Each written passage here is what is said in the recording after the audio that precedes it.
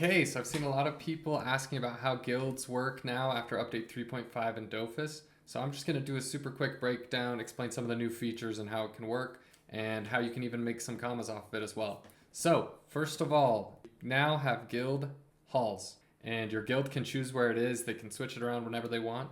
If you want to see where your guild hall is, just open up the guild tab, and then you can see right here under the name and the level which guild hall you're using. So we're in Sophokia. And then if you look on the map, you'll be able to find them. There's one, I think, in Sophokia, Astrub, Frygost, and maybe Pandala. Correct me if I'm wrong, there might be some more. Maybe Bonta and Brackmar as well. Anyway, from there, you've got your regular guild tabs here. Now you are able to see these Guildokens here. We can jump into those a little bit more later. The main feature here is going to be the missions. So rather than donating your XP to the guild like we used to, you're going to be doing missions. And as you complete missions, you're going to earn guild tokens and guild activity points. Everyone who completes these is going to earn the guild activity points, and it's going to fill up this bar. And that's how you're going to level up your guild. Each tier you hit gives some XP to the guild. So you can see right here, if we hit this first tier at this difficulty, we're going to get 64 XP to the guild. If we hit this next one, another 4. If we hit 120, we're going to get another 4. So you're limited to how much XP your guild can earn in a week. Now, your guild gets to choose its own level of activity, which is going to give you different ranges of amount of XP you can earn. I can't actually change this because I'm not a leader in the guild, but if you go up to level 5, you're going to be able to earn more XP, but it's going to require a lot more people to complete these missions to make it worth doing. So our guild right now is chilling at level 3. It seems to be working pretty well. We've leveled up quite quickly. And that is all there is to that section. Okay, back on the missions. I believe the guild leaders do like a roll. They can maybe re-roll some of these if they want to, and they get to choose what type of missions you're accepting at any given time. So if they don't want to be doing dungeon missions, they can turn those off. You're going to get more of the other ones. So there's coalings, there's dungeons, there's expeditions, and there's dreams. There's all sorts of stuff.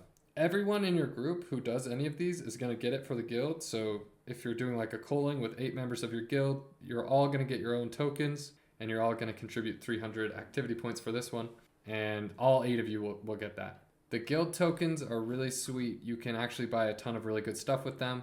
You're limited to 250 per week for yourself, but you can still complete more challenges to earn more points for your guild. So you can see I've already almost maxed out this week on my tokens. If you come to your guild house and go into one of the rooms, they're all a little bit different, so just navigate around. Here's this dude here who you can buy stuff with your tokens. These also reset each week, and you're limited to the quantity you can buy each week. So for example, sparkling pebbles, I already bought 1 this week. I could buy 1 more if I had enough tokens. I like to use all my tokens each week because then I'm going to earn more, and then I buy a bunch of pebbles, etc.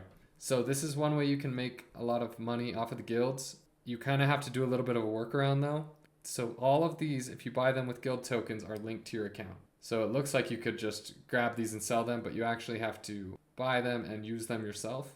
The workaround here though is any item, if you found an item that, uses sparkling pebbles, one, if you need it, you can just basically treat it as a discount. Like I've got 3 of these from guild missions now, so that's a 350,000 discount on this item if I were to craft it myself. The other option is to use those. Basically, you get the discount and then you can sell the item or crush the item, hopefully for a profit there because you got about 500,000 off, depending on the item. You can also use these to level up your own professions. So there's a lot of great things you can do with these. You're going to end up needing a lot of them anyways if you're ever crafting gears, so it's nice to just stack up on these. And then there's also some interesting shards that you can use that work for 1 fight each. They're really cheap. So you can boost your critical damage for 1 fight or your critical percent, all sorts of great things here. Okay, next up is the gratitude collector. So when your guild hits all of these tiers in the missions, you can see you get some guild gratitude. I believe everybody gets some of those for contributing. So like when we hit this first tier, we all got 16 of those, and then 1, 1, 1, etc. So the guild gratitude is mostly just for cosmetics at this time. So they've got all of these you can buy, and then they've got these sets. I currently don't really love the ones they've made. I might get like this hood and stuff and some of the titles, but I'm waiting until they add more. It seems like they've been adding a few more things here and there throughout the updates. So you can use your scrolls or your guild gratitudes for cosmetics. Guild treasurer, I don't know what he does.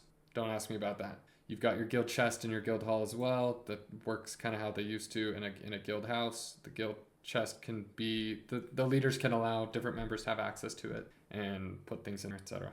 Okay, last of all, in the guilds, for these missions are actually really cool with the expeditions. All of these expedition, once a worker defeat him in his expedition, you come to the guild hall for those. You don't actually go do the dungeon.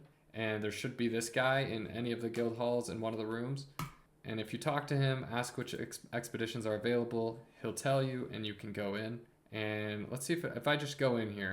A lot of them are only like 1 or 2 rooms. Looks like this one is 2. Oh no, just 1. So you just go straight to the boss on this one. And these expeditions have some extra features. So like Black Rat's gonna have some different buffs and bonuses than he normally would. And he's a higher level, you can see.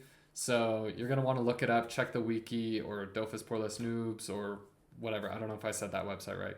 I'm not French.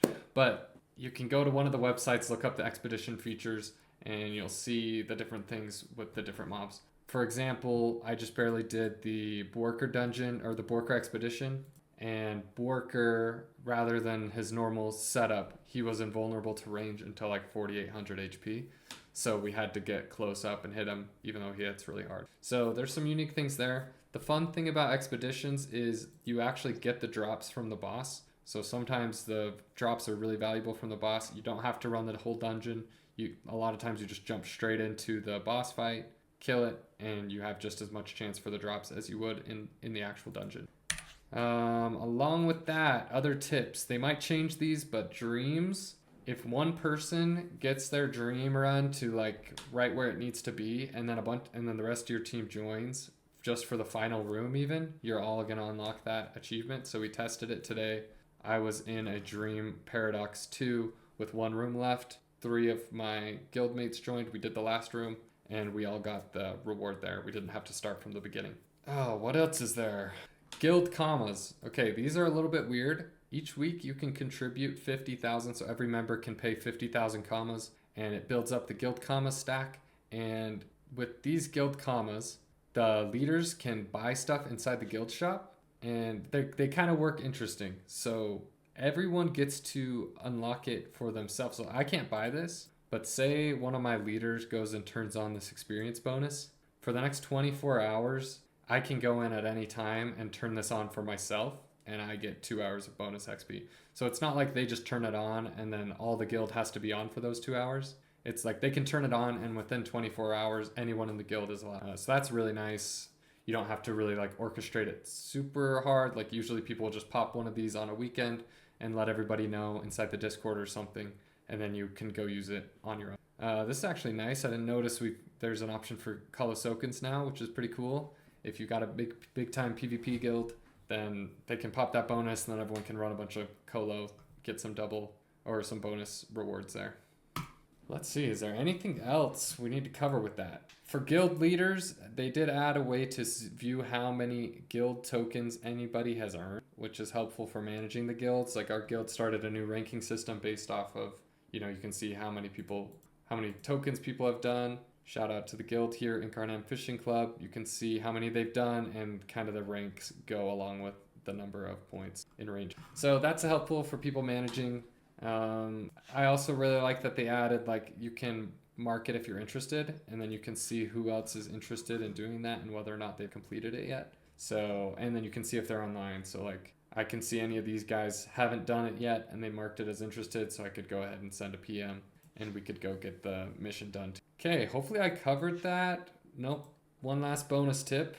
These guild hall potions are super cheap. If you just buy them, you get a batch of them for 1 coin, which is going to be 10 potions. So it's really cheap. You can bounce into the guild hall from anywhere. You can use that zap. It's pretty convenient and nice. Sometimes it's so cheap, sometimes I like to use this rather than just opening my Haven bag. I don't know why. Just because it saves me a keyboard click and I can just double tap there and click on the zap. So yeah, I really like the new guild updates. What do you guys think? Let me know in the comments. And hopefully this was a helpful little walkthrough and you're able to run these with your guild. Thanks, guys.